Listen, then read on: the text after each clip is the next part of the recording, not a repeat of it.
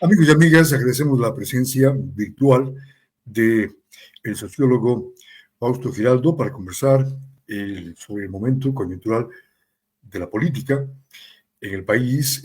Por ejemplo, Fausto, el tema de los camisetazos. Dos asambleístas de Construye se pasaron al Partido Social Cristiano.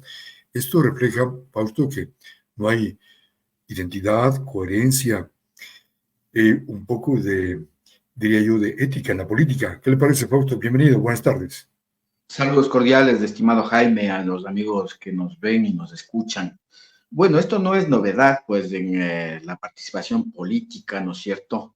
En las representaciones que se obtienen por parte de diversas organizaciones y que en el transcurso de su accionar dentro, no solo de la Asamblea Legislativa, sino también en los consejos municipales, a veces los prefectos, alcaldes, vocales de las juntas parroquiales, incluso aquellos que no han sido de elección popular, pues se cambian de organización en función, se entiende, de sus propios intereses, más no de un proyecto político que, digamos, sustente una decisión de esta naturaleza.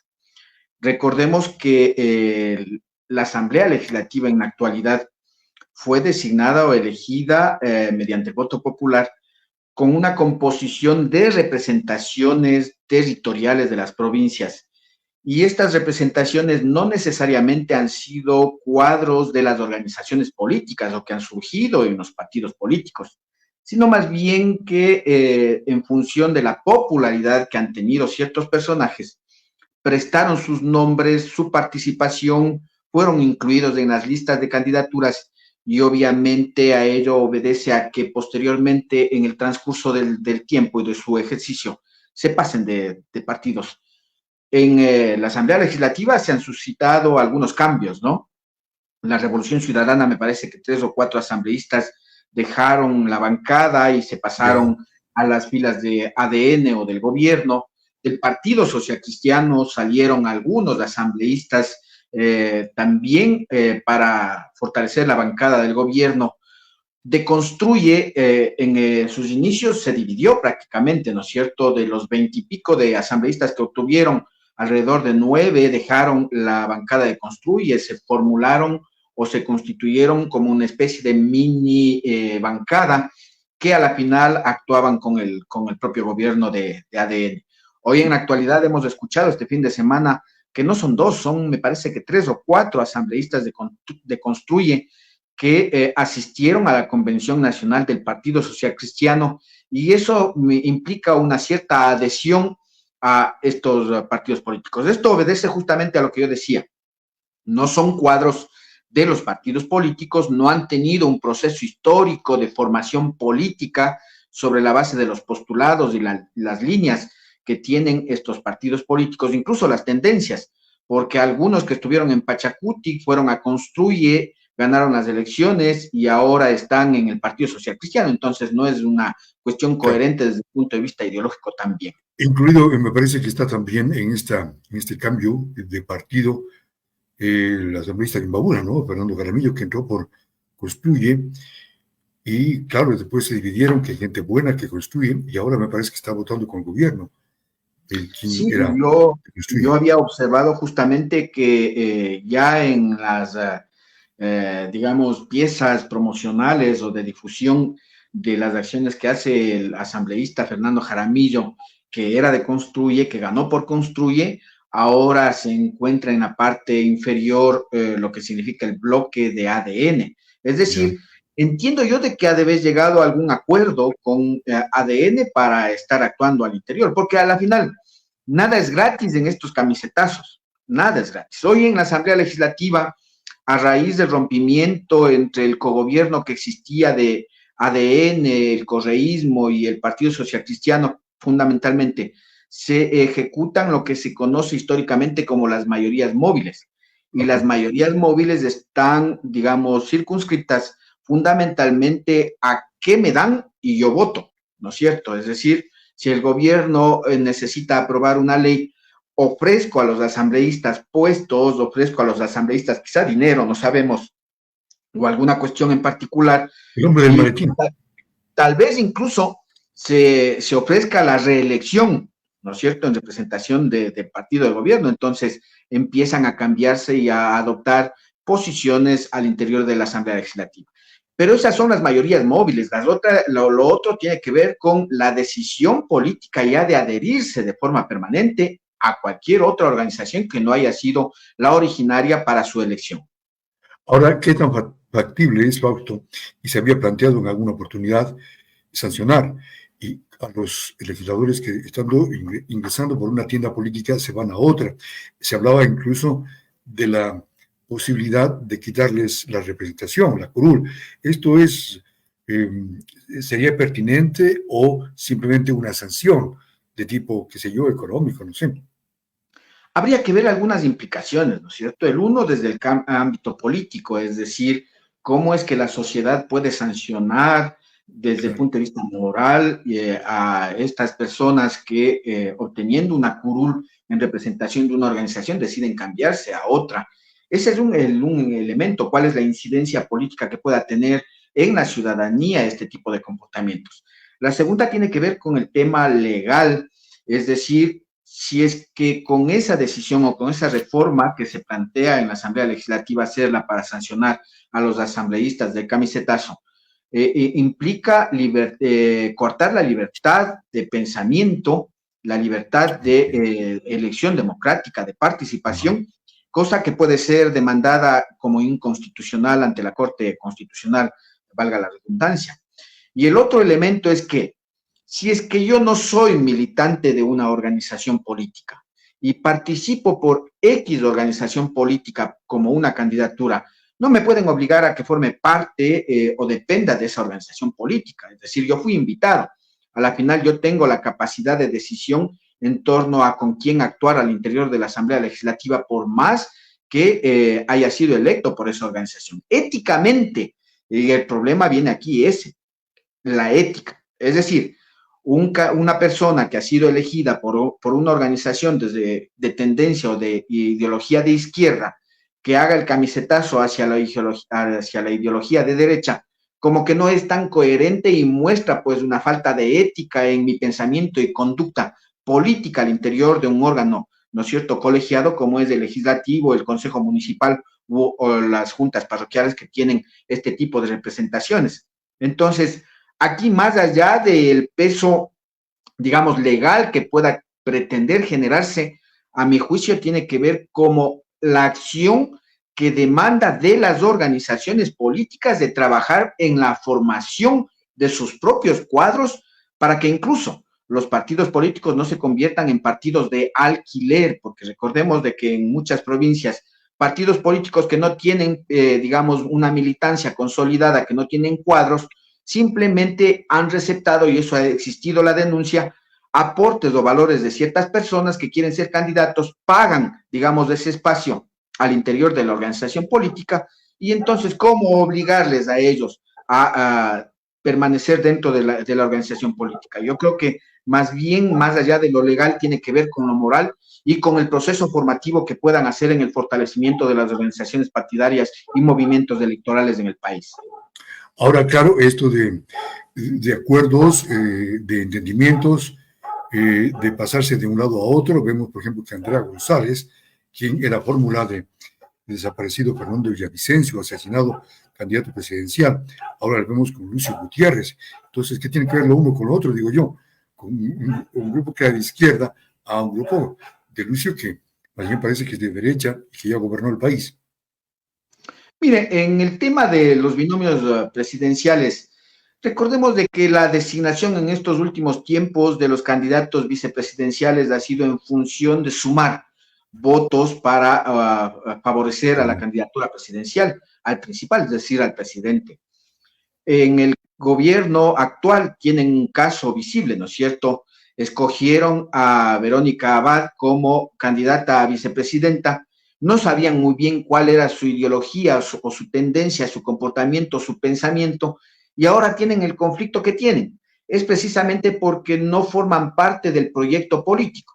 En el caso de Andrea González, resulta ser lo mismo, es decir, una persona que se sumó en función de la propuesta de Fernando Villavicencio. Entiendo yo que él habría determinado que ella sea la candidata, no el movimiento, no la organización que apadrinó la candidatura de Villavicencio, y que obviamente ella en los actuales momentos tiene la libertad para decidir hacia dónde ir, independientemente que sea con Sociedad Patriótica o con otras organizaciones políticas, más allá del tema ideológico, ¿no es cierto? Ahora, dentro de las organizaciones políticas muchas veces se está, dejando de un lado el tema ideológico, ¿no es cierto? Y se está sosteniendo más bien la presencia política o la fuerza que pueda tener una figura en particular que pueda sumar votos dentro del proyecto que tengan en la organización política, en aquellas que son organizaciones políticas. Yo en lo personal digo, son 4 o 5 a lo mucho las organizaciones que mantienen aún temas de ideología, temas de principios, coherencia desde su fundación hasta la actualidad. Mientras tanto, las otras han sido o han surgido en función de la coyuntura, ¿no es cierto? Y de la necesidad. El propio ADN es una composición fundamentalmente de la necesidad de que el grupo económico de poder que está, trabajando al interior de ADN cuente con una representación política para participar en elecciones. A diferencia, por ejemplo, del Partido Social Cristiano, de la Revolución Ciudadana, de Unidad Popular, que son organizaciones que tienen un principio ideológico, un postulado, una propuesta y una trayectoria en el mismo sentido, en la misma línea, más allá de que algunos actores se sumen a estas organizaciones. A propósito, lo que usted topó, el tema de la vicepresidenta Verónica Abad, quien es embajadora de buena voluntad en Israel. ¿Hasta qué punto es pertinente, es legal, es constitucional la sucesión presidencial de alguien que está en contra del gobierno, en contra del presidente Daniel Noboa? Si bien es cierto, el presidente, la ley dice que debe sucederle, ante ausencia del presidente, la vicepresidenta o el vicepresidente. Pero claro, en este caso anecdótico, cuando no se llevan entre los dos mandatarios, el presidente va a buscar los mecanismos para no dejarle el encargo a Verónica Abad. Aquí hay dos elementos. El uno, el tema ético, en primer lugar, ¿no es cierto? Si la vicepresidenta de la República no concuerda con los planteamientos del estilo, el modelo de gestión que ha implementado el presidente, pues éticamente me parece que debió haber dado un paso al costado desde un principio, ¿verdad? Ese es el tema ético, lo que no significa que violente el tema legal. A la final, ella fue elegida como vicepresidenta de la República.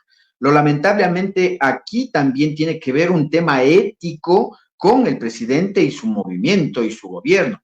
Es decir, no se pueden forjar elementos para impedir la sucesión presidencial cuando las leyes son muy claras, a mi juicio. Obviamente yo no soy abogado, pero si consultamos a los abogados, ¿qué van a decir? Constitución de la República y Código de la Democracia plantea que el vicepresidente subrogará en funciones al presidente de la República en caso de ausencia temporal o definitiva. Punto. Segundo, de que en periodo electoral, de acuerdo al Código de la Democracia, la vicepresidenta, hará la sucesión al presidente de la República mientras dura la licencia.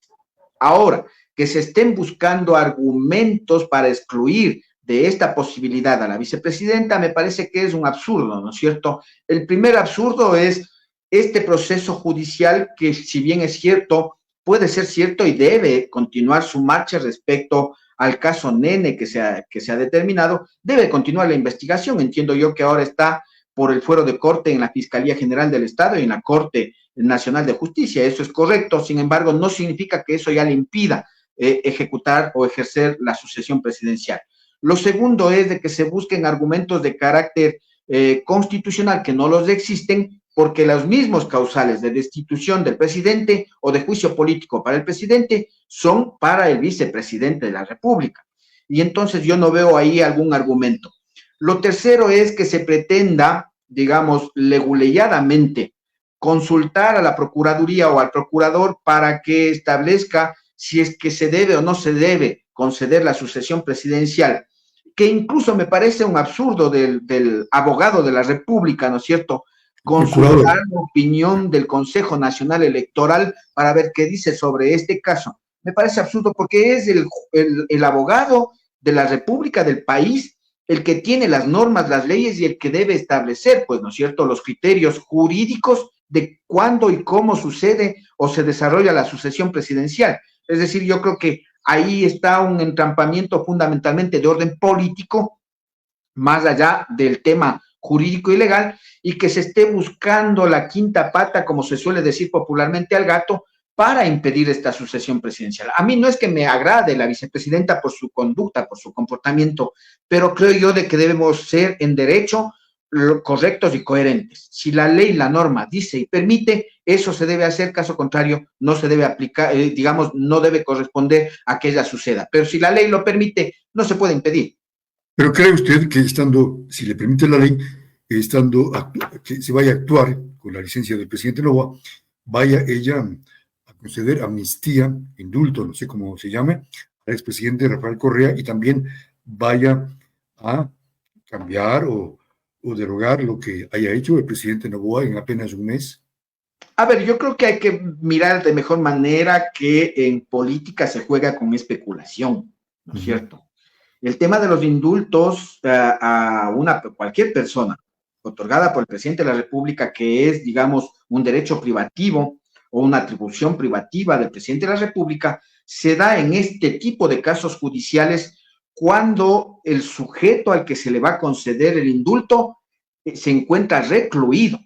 Y en este caso, Rafael Correa no se encuentra recluido en ninguna cárcel del país, entonces no puede conceder indulto. Lo otro es de que la Revolución Ciudadana no busca el indulto porque el indulto constituye un perdón, ¿no es cierto?, a los actos cometidos. La pena. Sino constituye me explico. La Revolución Ciudadana quiere que se declare inocente y no que se le perdone a Rafael Correa. Y entonces no creo que ellos estén también aupando en este sentido, a menos que su interés político sea ya la no participación de Rafael Correa en política y obviamente pueda contribuir únicamente a encarrilar o a fortalecer el movimiento Revolución Ciudadana. Y lo tercero, sobre que pueda modificar las decisiones del presidente de la República, yo creo que la vicepresidenta podrá ejercer la sucesión dentro de lo que significa el marco administrativo, más no las decisiones. No digo que legalmente no pueda cambiar, pero más no las decisiones que el presidente de la República haya tomado de carácter político público en la gestión de las instituciones. Me explico. La vicepresidenta podrá sacar a todos los ministros y quizá una de esas preocupaciones es precisamente del gobierno y de este señor Torres, ¿no es cierto? Esteban Torres, sí. Que ha venido planteando algunas incongruencias, ¿no es cierto? Como que un ministro podría hacerse cargo de la presidencia mientras está la licencia presidencial para la campaña electoral, cuando sabemos de que en el órgano o en el orden de sucesión, si no está la vicepresidenta, va el presidente de la Asamblea Legislativa en sucesión. Entonces, un poco de ese tipo de cosas. Me parece que la preocupación del gobierno es que la vicepresidenta cambie o deje sin nombramiento a sus ministros como parte incluso del desquite que puede hacer la vicepresidenta, por ejemplo, con la ministra de Trabajo, con la ministra de Relaciones Exteriores o canciller, con este propio viceministro de Gobierno Torres. Es decir, podría hacer una vendetta por lo menos por unos 3 o 4 meses que dura la campaña, ¿verdad? Y que pueda no permitir el uso de la infraestructura estatal para que le permita hacer campaña al gobierno. Es decir, a mí me parece que ese es la principal preocupación o interés de Daniel Noboa y de todo su equipo de trabajo. Finalmente, Fausto, ¿cree usted que en el 2025 se repita una final entre el novoísmo, Daniel Noboa, y Luisa González o alguien que represente el correísmo? Mire, hay que tomar en cuenta algunos elementos y contextos, ¿no es cierto? El uno es la situación actual que vive el país. Se ha hablado de que se está en una guerra contra la narcodelincuencia, pero lamentablemente cada día se agudiza más ese problema de la violencia e inseguridad en el país. Ese ha sido el fortín fundamental del gobierno para mantener su popularidad, incluso ahora me parece que hasta el 56%, pero vienen condiciones difíciles para el propio gobierno. el hecho de plantear la eliminación del subsidio al precio de los combustibles, que podría encarecer las condiciones de vida o la canasta básica de las familias ecuatorianas, ¿no es cierto? Y que a su vez podría generar movilización social que podría constituirse en un golpe duro para el gobierno y podría bajar entonces en esos niveles de popularidad.